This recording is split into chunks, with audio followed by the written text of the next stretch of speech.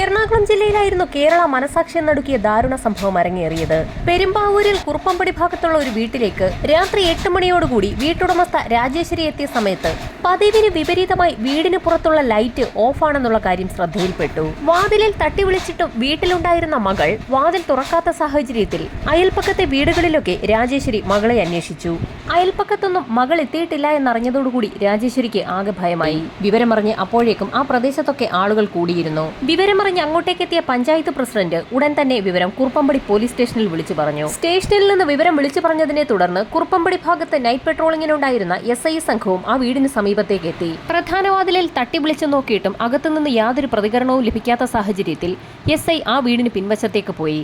പിന്നിലെ വാതിലിൽ ആഞ്ഞൊന്ന് തള്ളിയ സമയത്ത് വാതിൽ അകത്തേക്ക് തുറക്കപ്പെട്ടു. അതുവഴി അകത്തേക്ക് കയറിയ SI സോണി മത്തായി തന്റെ കൈവശമുണ്ടായിരുന്ന ടോർച്ചിന്റെ വെളിച്ചത്തിൽ ആ മുറിയൊക്കെ പരിശോധിച്ചു. ഹാളിനുള്ളിൽ നിന്നും അവിടെയുണ്ടായിരുന്ന ഒരു മുറിയിലേക്ക് കയറിയ SI തീർത്തും അമ്പരപ്പിക്കുന്ന ഒരു കാഴ്ചയാണ് അവിടെ കണ്ടത്. നടുങ്ങിപ്പോയ അദ്ദേഹം വേഗം ആ വീടിന് പുറത്തേക്കിറങ്ങി. താൻ കണ്ട നടുക്കുന്ന കാഴ്ചയെപ്പറ്റി പുറത്തു കൂടി നിന്ന ആളുകളോടൊക്കെ പറഞ്ഞു. അപ്പോഴേക്കും വീട്ടുടമസ്ഥ രാജേശ്വരി അങ്ങോട്ടേക്ക് ഓടിയെത്തി. തന്റെ മകൾക്ക് എന്തോ സംഭവിച്ചുവെന്ന് മനസ്സിലാക്കിയ രാജേശ്വരി അതിവേഗം വീടിനുള്ളിലേക്ക് കയറി. അവർക്കൊപ്പം അയൽപ്പക്കത്തെ ചില ആളുകളും പഞ്ചായത്ത് പ്രസിഡന്റും ഉണ്ടായിരുന്നു. മകളുടെ മുറിക്കുള്ളിലേക്ക് കയറിയ രാജേശ്വരി അക്ഷരാർത്ഥത്തിൽ നടുങ്ങിപ്പോയി. തല മുതൽ കാൽ വരെ രക്തത്തിൽ കുളിച്ച് അർദ്ധനഗ്നയായി കിടക്കുന്ന ജിഷയെ കണ്ടതും രാജേശ്വരി അലറി വിളിച്ചുകൊണ്ട് ബോധം കെട്ട് വീണുപോയി. വീടിനുള്ളിലേക്ക് കയറിപ്പോയ ആളുകളെയെല്ലാം പുറത്തേക്കിറക്കി വാതിലടച്ച ശേഷം 2 പോലീസുകാർ ആ വീടിന് കാവൽ നിന്നു. ഇതേസമയം SI സോണി മത്തായി രാജേശ്വരിയെ പെരുമ്പാവൂർ ഹോസ്പിറ്റലിലേക്ക് ഷിഫ്റ്റ് ചെയ്തു. അതിരാവിലെ തന്നെ ഉന്നത ഉദ്യോഗസ്ഥരുടെ നേതൃത്വത്തിൽ ഫോറൻസിക് സംഘവും ഡോഗ് സ്ക്വാഡും സംഭവം നടന്ന വീട്ടിലേക്ക് എത്തി. വീടിനുള്ളിൽ നിന്ന് ലഭിക്കാവുന്ന എല്ലാ ഫിംഗർ പ്രിന്റുകളും വിരലടയാള വിദഗ്ധർ ശേഖരിച്ചു. ഫോറൻസിക് സംഘത്തിന്റെ പരിശോധനയിൽ ജിഷയുടെ ശരീരമാകെ വെട്ടിനുറുക്കിയ നിലയിലാണെന്നും അതിക്രൂര പീഡനത്തിനിരയായിട്ടുണ്ടെന്നും വ്യക്തമായി. ശക്തമായ വെട്ടേറ്റ് ആന്തരിക അവയവങ്ങൾ പോലും പുറത്തു വന്ന നിലയിലായിരുന്നു. ഒന്നിലധികം ആളുകൾ ചേർന്ന് നടത്തിയിട്ടുള്ള ഒരു കൊലപാതകമെന്ന് തോന്നിക്കുന്ന തരത്തിലായിരുന്നു ജിഷയുടെ ശരീരത്തിലുണ്ടായിരുന്ന മുറിവുകൾ. ഡോഗ് സ്ക്വാഡിനെ ഉപയോഗിച്ചുള്ള പരിശോധന ഉടൻ തന്നെ ആരംഭിച്ചു. മൃതദേഹം മണത്തു നോക്കിയ പോലീസ് നായ അടുക്കളവാതിൽ വഴി പുറത്തേക്കിറങ്ങി ഓടി ഒരു തോടിന് സമീപത്തെത്തി. തോട് മുറിച്ചു കടന്ന പോലീസ് നായയ്ക്ക് അധിക ദൂരം മുൻപോട്ട് പോകാൻ കഴിഞ്ഞില്ല. പോലീസ് പരിശോധനയിൽ തോട്ടിനുള്ളിൽ നിന്നും ചെളിയിൽ പുതഞ്ഞ രീതിയിലുള്ള 2 ചെരുപ്പുകൾ കിട്ടി. പ്രതികൾ തോട് ചാടി കടന്ന സമയത്ത് ആരുടെയോ ചെരുപ്പ് ആ ചെളിക്കുള്ളിൽ താഴ്ന്നു പോയതാകാമെന്ന് പോലീസ് വിലയിരുത്തി. DYSPയുടെ നേതൃത്വത്തിലുള്ള പോലീസ് സംഘം അയൽവാസികളെയൊക്കെ ചോദ്യം ചെയ്തു തുടങ്ങി. അവരിൽ പലരും രാവിലെ 8:30 മണിക്കും 10:30ക്കും വൈകുന്നേരം 5:30 മണിക്കുമൊക്കെ ജിഷയെ കണ്ടവരാണ്. എന്നാൽ അതിനുശേഷം ആരും ജിഷയെ കണ്ടിട്ടില്ല. വൈകുന്നേരം 5:00യ്ക്ക് ശേഷം അയൽവാസിയായ ഒരു സ്ത്രീ ഫോണിൽ സംസാരിക്കുന്ന സമയത്ത് ജിഷയുടെ വീടിരിക്കുന്ന ഭാഗത്തു നിന്നും ഉച്ചത്തിലുള്ള ഒരു ശബ്ദം കേട്ടിരുന്നു. ജിഷയും അമ്മയും തമ്മിൽ എന്തെങ്കിലും വഴക്കുണ്ടായതാകാമെന്നാണ് ആ സമയത്ത് അവർ കരുതിയത്.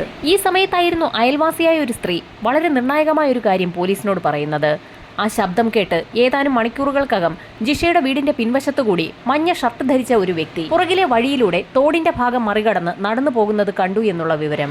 ആ ശബ്ദം കേട്ട് ഏകദേശം 2.5 മണിക്കൂർ പിന്നിട്ട സമയത്തായിരുന്നു ജിഷയുടെ അമ്മ രാജേശ്വരി ആ വീട്ടിലേക്ക് എത്തിയതും മകളെ എവിടെയെങ്കിലും കാണാനില്ല എന്നുള്ള വിവരം നാട്ടുകാരെ അറിയിച്ചതും. ഫോറൻസിക് വിഭാഗം പരിശോധനകൾ പൂർത്തിയാക്കി ഇൻക്വസ്റ്റ് നടപടികൾക്ക് ശേഷം മൃതദേഹം ആലപ്പുഴ മെഡിക്കൽ കോളേജിലേക്ക് ഷിഫ്റ്റ് ചെയ്തു. പോസ്റ്റ്മോർട്ടം നടത്തിയ ഡോക്ടർമാർ പോലും ആ മൃതദേഹം കണ്ട് അക്ഷരാർത്ഥത്തിൽ നടുങ്ങിപ്പോയെന്ന് പറയാം. ജിഷയുടെ നെറ്റിയും മൂക്കും കവിളുകളും ചുണ്ടുമെല്ലാം വെട്ടിമുറിച്ച നിലയിലായിരുന്നു. അതുമാത്രവുമല്ല, ഇടതുഭാഗത്തെ തോളിന്റെ ഒരു വശത്ത് ശക്തമായ കടിയേറ്റ പാടുണ്ടായിരുന്നു. പല്ലുകളുടെ അടയാളം വിശദമായ പരിശോധനയ്ക്ക് വിധേയമാക്കിയ ഡോക്ടർമാർക്ക് ഒരു കാര്യം മനസ്സിലായി.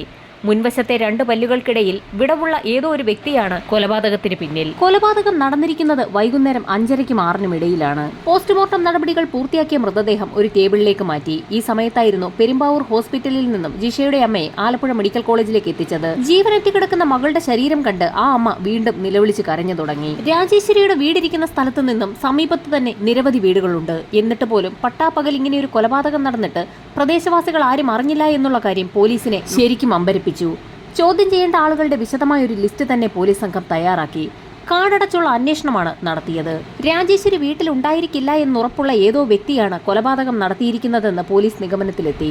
അങ്ങനെയെങ്കിൽ ലോക്കലായ ഒരു വ്യക്തി തന്നെയായിരിക്കാം സംഭവത്തിന് പിന്നിലെന്നുറപ്പിച്ച പോലീസ് സംഘം ആ പ്രദേശത്ത് എവിടെയെങ്കിലും പല്ലിൽ വിടവുള്ള ഏതെങ്കിലും ചെറുപ്പക്കാരുണ്ടോ എന്ന് അന്വേഷണം നടത്തി. അന്വേഷണത്തിൽ മുൻവശത്തെ പല്ലിന് വിടവുള്ള സാബു എന്നൊരു വ്യക്തിയെ കണ്ടെത്തി. പോലീസ് സംഘം ഉടൻ തന്നെ സാബുവിനെ കസ്റ്റഡിയിലെടുത്തു. അയാളാണ് കൊലപാതകത്തിന് പിന്നിലെങ്കിൽ അതിവേഗം തന്നെ പോലീസിന് അത് തെളിയിക്കാനാകും. കാരണം അയാളുടെ സലൈവയെടുത്ത് DNA പരിശോധനയ്ക്ക് വിധേയമാക്കി വ്യക്തമാക്കുമ്പോൾ ജിഷയുടെ മുറിവിൽ നിന്ന് കിട്ടുന്ന DNA-യുമായി മാച്ച് ചെയ്യുന്നുണ്ടെങ്കിൽ പ്രതി സാബു തന്നെയെന്ന് ഉറപ്പിക്കാൻ കഴിയും. എന്നാൽ DNA പരിശോധനാ ഫലം പോലീസിനെ നിരാശയിലാക്കുന്നതായിരുന്നു. ഈ സംഭവവുമായി സാബുവിന് യാതൊരു ബന്ധവുമില്ല എന്ന് കണ്ടെത്തി. കേസന്വേഷണം ആകെ വഴിമുട്ടി നിൽക്കുന്ന സമയത്താണ് പോലീസ് സ്റ്റേഷനിലേക്ക് ഒരു സ്ത്രീ കടന്നു വരുന്നത്.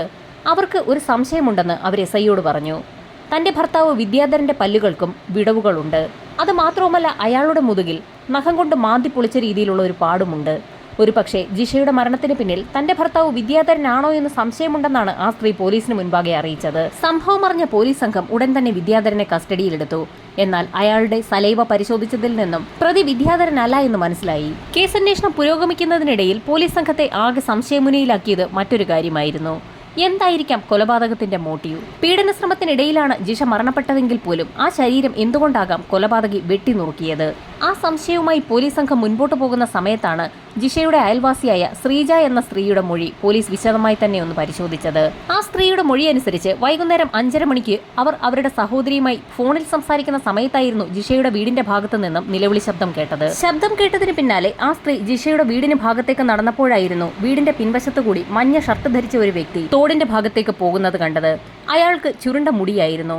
മുഖം ബംഗാളിയുടേതിന് സമാനമായിരുന്നു. ജിഷയുടെ അയൽവാസി ശ്രീജയെ പോലീസ് സംഘം ചിത്രങ്ങൾ വരയ്ക്കുന്ന എക്സ്പെർട്ടുകളുടെ അടുത്തെത്തിച്ചു. പോലീസ് സ്റ്റേഷനിൽ ചിത്രം വര പുരോഗമിക്കുന്ന സാഹചര്യത്തിൽ ബംഗാളികൾ കൂട്ടമായി താമസിക്കുന്ന പെരുമ്പാവൂരിലെ ഓരോ സ്ഥലവും അരിച്ചുപറക്കി പോലീസ് സംഘം അന്വേഷണം ആരംഭിച്ചു. ജിഷയുടെ വീടിന് സമീപത്തു നിന്നും 500 മീറ്റർ അകലെ വൈദ്യശാലപ്പടി എന്നൊരു സ്ഥലത്തെത്തി. അവിടെ ഒരു ബിൽഡിംഗിൽ 10-ലധികം ബംഗാളികൾ താമസിക്കുന്നുണ്ടെന്ന് മനസ്സിലാക്കിയ പോലീസ് സംഘം കെട്ടിട ഉടമയിൽ നിന്നും അവിടെ താമസിക്കുന്ന ഓരോ ആളുകളുടെ ID കാർഡുകൾ പോലീസിന് മുൻപാകെ ഹാജരാക്കാൻ ആവശ്യപ്പെട്ടു. ID കാർഡുകൾ കൈവശപ്പെടുത്തിയ പോലീസ് സംഘം ഓരോ വ്യക്തികളെയും ചോദ്യം ചെയ്തു തുടങ്ങി. ചോദ്യം ചെയ്യലിനിടയിൽ പോലീസിന് വളരെ നിർണായകമായ ഒരു വിവരം ലഭിച്ചു. കൂട്ടത്തിൽ ഒരു ബംഗാളി സംഭവം നടന്ന ദിവസം വൈകുന്നേരം നാട്ടിലേക്ക് പോയിട്ടുണ്ട്. അയാളുടെ പേര് അമീറുൽ ഇസ്ലാം എന്നായിരുന്നു. പോലീസിന്റെ സംശയം അമീറിൽ തന്നെ കേന്ദ്രീകരിച്ചു. ഇതേ സമയം തന്നെ ജിഷയുടെ വീടിന് സമീപത്തുള്ള തോട്ടിൽ നിന്ന് ലഭിച്ച 2 ചെരുപ്പുകളും പോലീസ് പല ആളുകളെയും കാണിക്കുന്നുണ്ടായിരുന്നു. കൂട്ടത്തിൽ ചെരുപ്പുകൾ തിരിച്ചറിഞ്ഞ ഒരു പയ്യൻ അത് തന്റെ രണ്ടാനച്ഛന്റേതാണെന്ന് പോലീസിന് മൊഴി നൽകി. ആ പയ്യന്റെ അമ്മ 2ാമത് വിവാഹം കഴിച്ച വ്യക്തിയായിരുന്നു അമീർ. സംഭവം നടന്ന ദിവസം അമീർ പണിക്കൊന്നും പോയിരുന്നില്ല.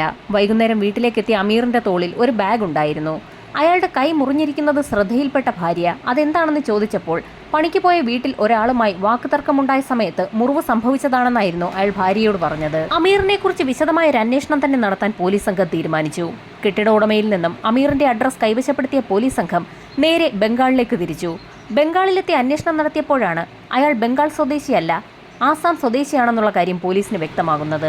ആസാമിലെത്തിയ പോലീസ് സംഘത്തിന് അവിടുത്തെ ഭാഷയൊന്നും സംസാരിക്കാൻ കഴിയാതെ അന്വേഷണം വഴിമുട്ടിയ സാഹചര്യത്തിൽ തിരികെ കേരളത്തിലേക്ക് തന്നെ മടങ്ങിപ്പോന്നു. ഭാഷ അറിയാതെ ആസാമിലെത്തിയ അന്വേഷണം നടത്താൻ കഴിയാതെ മടങ്ങിപ്പോന്ന പോലീസ് സംഘത്തെ വിമർശിച്ചുകൊണ്ട് നിരവധി ആളുകൾ രംഗത്തെത്തി. വൈകാതെ തന്നെ ആസാമിൽ നേരത്തെ ജോലിയിലിരുന്ന ഒരു പോലീസ് ഉദ്യോഗസ്ഥന്റെ നേതൃത്വത്തിലുള്ള സംഘം ആസാമിലേക്ക് പുറപ്പെട്ടു. DYSP സുനിലിന്റെ നേതൃത്വത്തിലുള്ള പോലീസ് സംഘം അമീറുൽ ഇസ്ലാമിന്റെ ആസാമിലുള്ള വീട്ടിലെത്തി. വീട്ടിൽ അമീറിന്റെ ഉമ്മ മാത്രമേ ഉണ്ടായിരുന്നുള്ളൂ. അവരോട് പല കാര്യങ്ങളും പോലീസ് ചോദിച്ചറിഞ്ഞു. ഏകദേശം 7 വർഷങ്ങൾക്ക് മുൻപാണ് ആസാമിൽ നിന്നും അമീർ കേരളത്തിലേക്ക് എത്തുന്നത്. അതിനുശേഷം ആസാമിലേക്ക് അങ്ങനെ മടങ്ങി ചെന്നിട്ടേയില്ല. ഏതാനും ദിവസങ്ങൾക്ക് മുൻപ് ആസാമിലേക്ക് എത്തിയ അമീർ 1-2 ദിവസം അവിടെ താമസിച്ച് പണത്തെ ചൊല്ലി ഉമ്മയുമായി വഴക്കുണ്ടാക്കിയാണ് അവിടെ നിന്നും പോയത്. പിന്നീട് അയാളെക്കുറിച്ച് യാതൊരു വിവരവുമില്ല എന്ന് ആ അമ്മ പോലീസിന് മൊഴി നൽകി.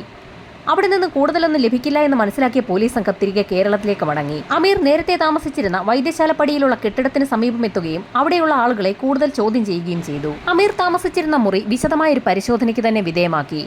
ആ മുറിക്കുള്ളിൽ ഒരു ബാഗ് ഉണ്ടായിരുന്നു. ബാഗിനുള്ളിൽ നിന്ന് ഒരു കത്തിയും മഞ്ഞ നിറത്തിലുള്ള ഒരു ഷർട്ടും പോലീസിന് ലഭിച്ചു. ഒരുപക്ഷെ അയൽവാസിയായ ശ്രീജ പറഞ്ഞ മഞ്ഞ നിറത്തിലുള്ള ഷർട്ട് ഇതുതന്നെയാകാമെന്ന് പോലീസ് വിലയിരുത്തി. എന്നാൽ ആ ഷർട്ട് പരിശോധിച്ച പോലീസ് സംഘത്തിന് നിരാശയായിരുന്നു ഫലം. കൃത്യം നടത്തിയ സമയത്ത് ആ ഷർട്ടായിരുന്നു അമീർ ധരിച്ചിരുന്നതെങ്കിൽ അതിൽ ഉറപ്പായും രക്തക്കറ കാണേണ്ടതാണ്. അങ്ങനെയുള്ള യാതൊരു അടയാളങ്ങളും ആ മഞ്ഞ ഷർട്ടിൽ ഉണ്ടായിരുന്നില്ല.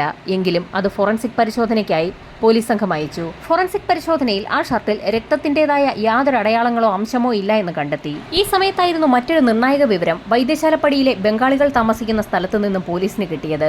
അവിടെ നിന്നും അധിക ദൂരെയല്ലാത്ത ഒരു സ്ഥലത്ത് കോൺട്രാക്ടർ ഭായി എന്നറിയപ്പെടുന്ന അമീറുൽ ഇസ്ലാമിന്റെ മറ്റൊരു സഹോദരൻ താമസിക്കുന്നുണ്ട് എന്നുള്ള വിവരമായിരുന്നു പോലീസിന് ലഭിച്ചത്. അമറിന്റെ സഹോദരൻ ബഹ്റിന്റെ വീട്ടിലെത്തി പോലീസ് സംഘം വിശദമായ അന്വേഷണം നടത്തി. സംഭവം നടന്ന രാത്രി ഏകദേശം 8:30 മണിയോടുകൂടി അമീർ തന്നെ കാണാൻ വന്നിരുന്നു എന്നും അവൻ ആവശ്യപ്പെട്ടതനുസരിച്ച് 2000 രൂപ നൽകിയിരുന്നു എന്നും സഹോദരൻ പോലീസിന് മൊഴി നൽകി. ഷംസുദ്ദീൻ എന്നൊരു വ്യക്തിയുടെ ഓട്ടോയിലാണ് അമീർ എത്തിയതെന്നും അവിടെ നിന്നും നാട്ടിൽ പോകുവാണെന്ന് പറഞ്ഞുകൊണ്ടാണ് അയാൾ മടങ്ങിയതെന്നും സഹോദരൻ പോലീസിനോട് പറഞ്ഞു. പോലീസ് സ്റ്റേഷൻ കേന്ദ്രീകരിച്ച് നടത്തിയ അന്വേഷണത്തിൽ അന്ന് രാത്രി ആസാമിലേക്കുള്ള ട്രെയിനിന് അമീർ ടിക്കറ്റ് എടുത്തു എന്ന് പോലീസിന് വ്യക്തമായി. ഇതേസമയം തന്നെ മരണപ്പെട്ട ജിഷയുടെ മൊബൈൽ ഫോൺ കേന്ദ്രീകരിച്ച് നടത്തിയ അന്വേഷണത്തിൽ ജിഷയ്ക്ക് പരിചയമുള്ള 2 ചെറുപ്പക്കാരുടെ നമ്പറുകളും പോലീസിന് ലഭിച്ചിരുന്നു. അവരെ രണ്ടുപേരെയും പോലീസ് വിശദമായ ചോദ്യം ചെയ്യലിന് ശേഷം വിട്ടയക്കുകയും ചെയ്തു. അമീറിന്റെ മൊബൈൽ ഫോൺ കേന്ദ്രീകരിച്ച് സൈബർ സെൽ വിശദമായ അന്വേഷണം തന്നെ നടത്തിവരികയായിരുന്നു. അന്വേഷണത്തിനിടയിൽ അമീർ തന്റെ മൊബൈലിൽ പുതിയൊരു സിം കാർഡ് ഉപയോഗിച്ചതായുള്ള വിവരം സൈബർ സെല്ലിന് ലഭിച്ചു. ഏതാനും ദിവസങ്ങൾക്കകം തന്നെ ആ മൊബൈൽ ഫോൺ ആക്റ്റീവ് ആവുകയും ചെയ്തു. കാഞ്ചീപുരത്ത് വെച്ചാണ് അത് ആക്റ്റീവ് ആയിരിക്കുന്നതെന്ന് സൈബർ സെൽ കണ്ടെത്തി. സൈബർ സെൽ വിവരമറിയിച്ചതിനെ തുടർന്ന് പോലീസ് സംഘം അമീറിനൊപ്പം താമസിച്ചിരുന്ന ജിഞ്ചൽ എന്ന വ്യക്തിയെയും കൂട്ടി കാഞ്ചീപുരത്തേക്ക് പുറപ്പെട്ടു. കാഞ്ചീപുരത്തെത്തിയ പോലീസ് സംഘം ബംഗാളികൾ ജോലിയെടുക്കുന്ന നിരവധി സ്ഥാപനങ്ങളിലാണ് വേഷം മാറി അന്വേഷണം നടത്തിയത്. 2-3 ദിവസങ്ങൾ പിന്നിട്ടിട്ടും പോലീസിന് ഒരു വിവരവും ലഭിച്ചില്ല. അങ്ങനെ ഒരു ദിവസം ഡോപ്സൺ എന്ന കമ്പനിയുടെ അന്നത്തെ ജോലി സമയം കഴിഞ്ഞ് ആളുകൾ പുറത്തേക്ക് വരികയായിരുന്നു. ഈ സമയത്തായിരുന്നു പോലീസിനൊപ്പമുണ്ടായിരുന്ന ജിഞ്ചൽ ഒരു ചെറുപ്പക്കാരനെ തിരിച്ചറിഞ്ഞത്. ആ ചെറുപ്പക്കാരനെ കണ്ട മാത്രയിൽ തന്നെ ജിഞ്ചൽ ഓടി അയാളുടെ അടുത്തേക്കെത്തി. എന്നാൽ പോലീസ് സംഘത്തിന്റെ കൈവശം നേരത്തെ ശ്രീജ എന്ന അയൽവാസി പറഞ്ഞതനുസരിച്ചുള്ള ചിത്രത്തിലുള്ള വ്യക്തിയുടേതുപോലെയുള്ള ചുരുണ്ട തലമുടിയൊന്നുമല്ലായിരുന്നു ആ ചെറുപ്പക്കാരന്. ജിഞ്ചലിനെ കണ്ടപ്പോൾ തന്നെ അമീർ ഒന്ന് പതറി. താൻ എന്താണ് ഇവിടെയെന്ന് ചോദിക്കുന്നതിന് മുൻപ് തന്നെ പോലീസ് സംഘം അമീറിനെ വളഞ്ഞിരുന്നു. പോലീസ് സംഘം അമീറുമായി കാഞ്ചീപുരത്തു നിന്നും ആലുവയിലെ പോലീസ് ക്ലബിലേക്ക് എത്തി. ഒരു പകൽ മുഴുവൻ ചോദ്യം ചെയ്തിട്ടും അമീർ പോലീസിനോടൊന്നും തന്നെ തുറന്നു പറഞ്ഞില്ല. വൈകുന്നേരമായതോടുകൂടി അമീറിനെ പോലീസ് സംഘം മജിസ്ട്രേറ്റിന് മുൻപിൽ ഹാജരാക്കുകയും കസ്റ്റഡിയിൽ വാങ്ങുകയും ചെയ്തു. വൈദ്യപരിശോധനയ്ക്ക് ആശുപത്രിയിലേക്ക് അമീറിനെ കൊണ്ടുപോയാൽ അത് വലിയ വാർത്തകൾ സൃഷ്ടിക്കുമെന്ന് മനസ്സിലാക്കിയ പോലീസ് സംഘം വിദഗ്ധരടങ്ങുന്ന ഡോക്ടർമാരെ ആലുവ പോലീസ് ക്ലബിലേക്ക് വിളിച്ചു വരുത്തി അമീറിനെ വൈദ്യപരിശോധന നടത്തി. അയാളുടെ ചൂണ്ടുവിരലിലുണ്ടായ മുറിവ് കേന്ദ്രീകരിച്ചായിരുന്നു പ്രധാന അന്വേഷണം. ഡോക്ടർമാർ നടത്തിയ പരിശോധനയിൽ അയാളുടെ ചൂണ്ടുവിരലിലെ മുറിവ് ആരോ കടിച്ചപ്പോഴുണ്ടായതാണെന്ന് മനസ്സിലായി. അമീറിന്റെ സലൈവ DNA പരിശോധനയ്ക്ക് വിധേയമാക്കിയപ്പോൾ തീർത്തും ആശ്വാസകരമായ ഒരു റിപ്പോർട്ടായിരുന്നു പോലീസിന് ലഭിച്ചത്. ജിഷയുടെ വസ്ത്രത്തിലുണ്ടായിരുന്ന സലൈവയുടെ DNAയുമായി അമീറിന്റെ DNA മാച്ച് ചെയ്യുന്നുണ്ട്. ജിഷയുടെ വീട്ടിൽ നടത്തിയ പരിശോധനയിൽ അടുക്കളവാതിലിന്റെ കുറ്റിയിൽ നിന്നും രക്തം കണ്ടെത്തിയിരുന്നു. ആ രക്തം അമീറിന്റേത് തന്നെയെന്ന് പ്രൂവ് ചെയ്യാൻ കഴിഞ്ഞു.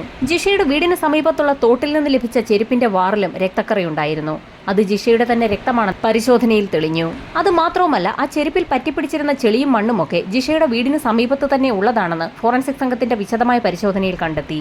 അന്വേഷണം പൂർത്തിയാക്കിയ പോലീസ് സംഘം കുറ്റപത്രം കോടതിയിൽ സമർപ്പിച്ചു. നിരവധി സാക്ഷികളെ പ്രോസിക്യൂഷൻ ഹാജരാക്കി. അതിൽ പ്രധാന സാക്ഷി ജിഷയുടെ അമ്മ രാജേശ്വരിയായിരുന്നു. കുറെ നാളുകൾക്ക് മുൻപ് വീടിന് സമീപത്തുള്ള ഒരു തോട്ടിൽ രാജേശ്വരി മകൾ ജിഷയ്ക്കൊപ്പം കുളിക്കാൻ പോയിരുന്നു. ഈ സമയത്ത് അതുവഴി വന്ന അമീർ ജിഷയെ ഉപദ്രവിക്കാൻ ശ്രമിച്ചു എന്നൊരു കാര്യം ജിഷയുടെ അമ്മ രാജേശ്വരി കോടതിയിൽ പറഞ്ഞു. എന്നാൽ രാജേശ്വരിയുടെ വാദത്തെ ആ പ്രദേശവാസികളൊക്കെ അന്ന് എതിർത്തിരുന്നു. അന്ന് തോട്ടുവക്കത്ത് പല സ്ത്രീകളും ആ പ്രദേശത്തുള്ളവരുണ്ടായിരുന്നു. അവരാരും അമീറിനെ നേരത്തെ കണ്ടിട്ടില്ല എന്ന് കോടതിയിൽ മൊഴി നൽകി.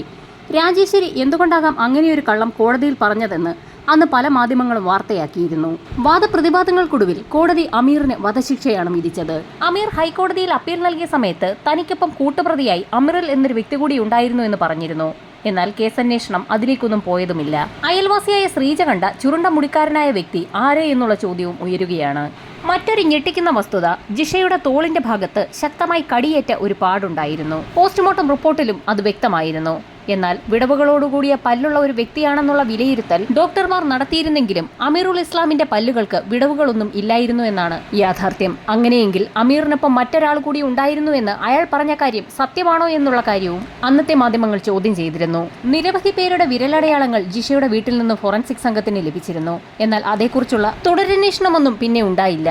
ഒരുപാട് പേർ ചേർന്ന് തലങ്ങും വിലങ്ങും വെട്ടിയതിന്റെ എല്ലാ ലക്ഷണങ്ങളും ജിഷയുടെ ശരീരത്തിൽ ഉണ്ടായിരുന്നു എന്നാണ് പോസ്റ്റ്മോർട്ടം റിപ്പോർട്ടുകൾ സൂചിപ്പിക്കുന്നത്. ഒരുപാട് പേർ അത്തരത്തിൽ ആ വീട്ടിൽ വന്നിരുന്നു എങ്കിൽ അവരെയൊക്കെ എന്തുകൊണ്ടാകാം നാട്ടുകാർ കാണാതെയിരുന്നത്? അതും ഒരു ചോദ്യമായി തന്നെ അവശേഷിക്കുകയാണ്.